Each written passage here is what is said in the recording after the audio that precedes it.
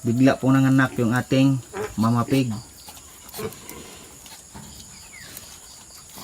Pagdating ko po dito sa farm ay mayroon na pong 5 biik na lumalabas. Ayan po sila. Kasalukuyan po silang dumidede sa kanilang mama pig. Yung nila, yung umbilical cord ay hindi pa napuputol. Yan, nakakabit pa din sa kanilang pusod yan. So sa tingin ko parang hindi pa matapos, hindi pa siya tapos manganak. Siguro may lalabas pang ibang biik diyan. Aantayin lang natin. So ngayon yung 5 nakaunang lumabas ay dumididi na sa kanilang mama pig. Mabait po ito na mabait po siya nga mama pig. Kaya komportable po ako kapag ito po'y nanganganak. Ipapasok ko lang sa kanyang farrowing pen, ganyan.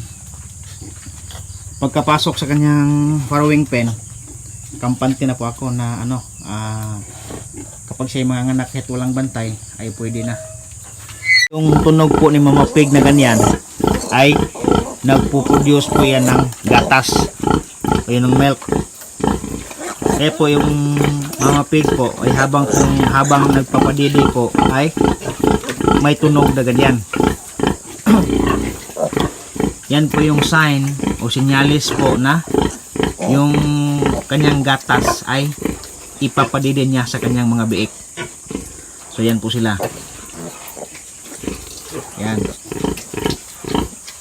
Pasensya na po, yung iba medyo madumi kasi hindi ko po nalinis yung farrowing pen pagkapanganak ng kanyang mama pig kasi po ay biglaan talaga.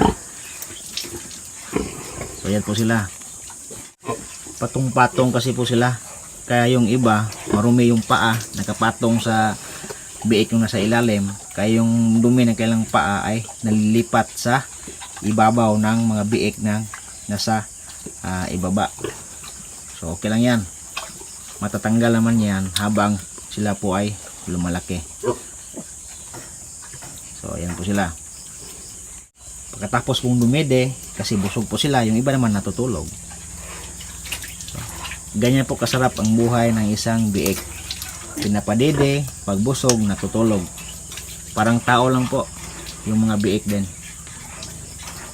So yan po mga kahag, ang ating mama pig na bagong anak.